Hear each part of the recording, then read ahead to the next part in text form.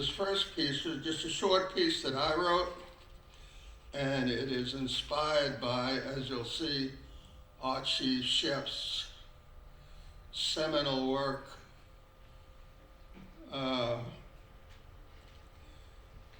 which you'll see mentioned in here.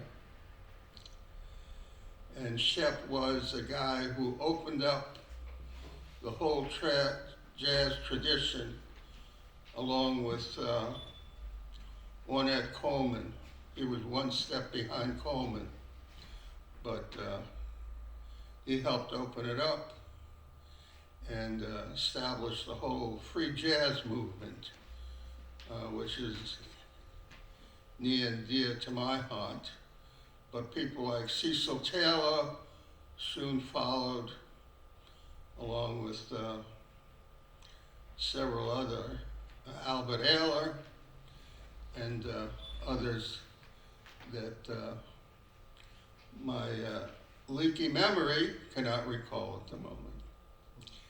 But anyway, this is called Open Fire. Archie Shepp, Archie Shepp, Archie Shepp, on stage behind billowing smoke, past the brews and the booze and the banter, squealing, squeaking, screeching, screaming, your fire music, fired up music, raging past Baldwin's, raging the fire next time, rejecting the easy comforts, defying wire-bound authority, unleashed energy of fire music, burning down the house, cacophonous sounds taken to the streets, rising the lowdown, the needy, the seedy, the left-outs, the dropouts, the down-and-outs, clamoring, contrapuntal, confrontational, crying out. Hambone, Los Olvidados, Malcolm, Semper Malcolm, flipping the switch, witnessing, regaling, firing up your horn, a new sound, a new sign for a new age, a jazz man's furnace of wild-assed protests.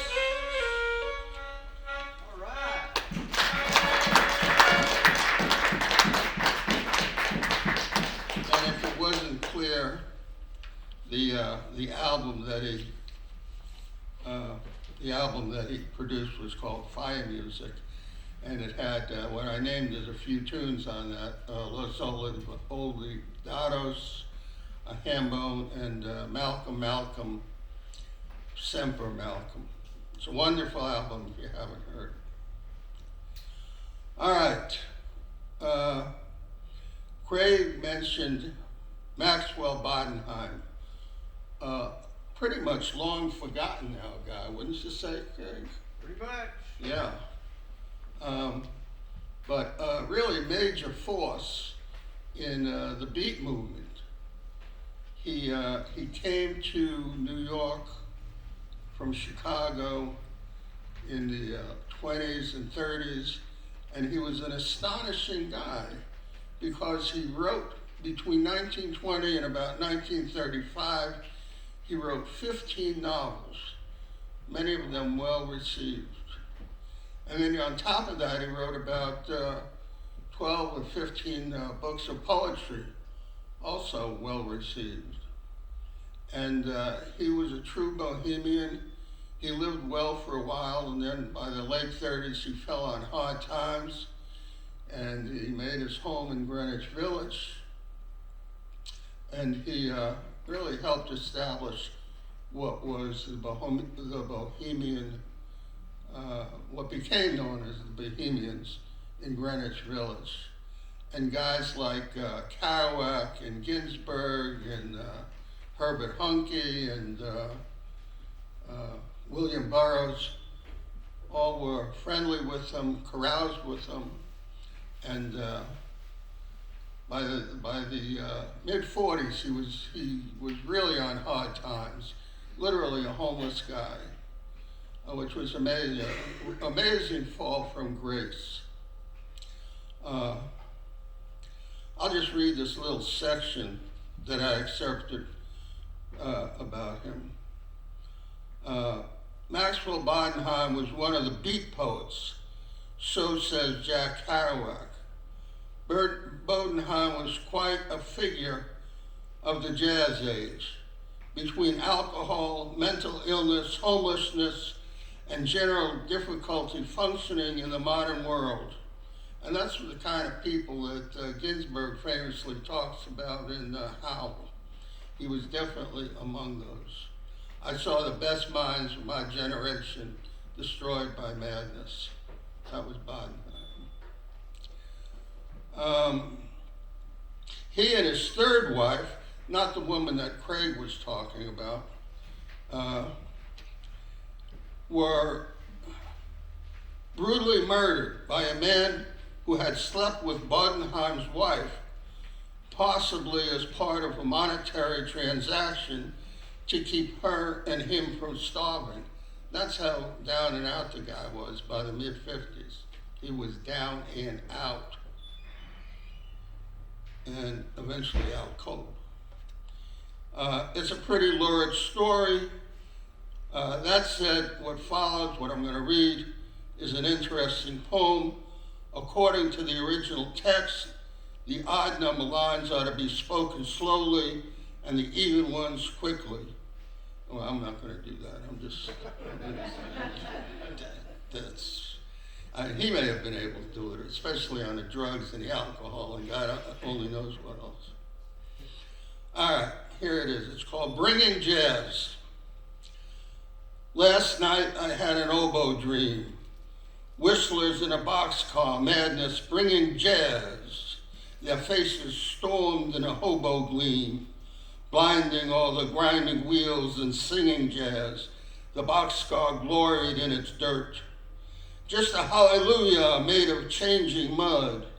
And one old bum opened up his shirt, showing wounds of music in his ranting blood. The hobos sang with scorching notes, burning up the pain into a gale of jazz. While sadness poured in their shaking throats, like a molten bugle in a wail of jazz. The rails were jails for death and rust, holding up the cruel, dark blue speed of jazz. But life still stirred underneath their crust, little hums and clicks brought by the need of jazz. Within the boxcar, hobos leaped, fatalists and pagans in a carefree trap. When they sang of hunger's reaped, bread and wine of sound came from a dark god's lap. The hobos made a foxtrot blaze, scorning women gliding in a sexless dance. And on their coats of ragged beige, ghosts of orchids fluttered down and looked askance.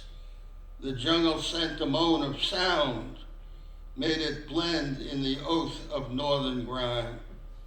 A music came flaring and profound. A music came flaring and profound, played with a rapture half repelled and half sublime. And then I saw the dream's dark spring, hurricanes of jazz born from the underworld. St. Louis gal with a diamond ring danced with the mobs of hobos while their thunder swirled. That is Maxwell Bodenheim.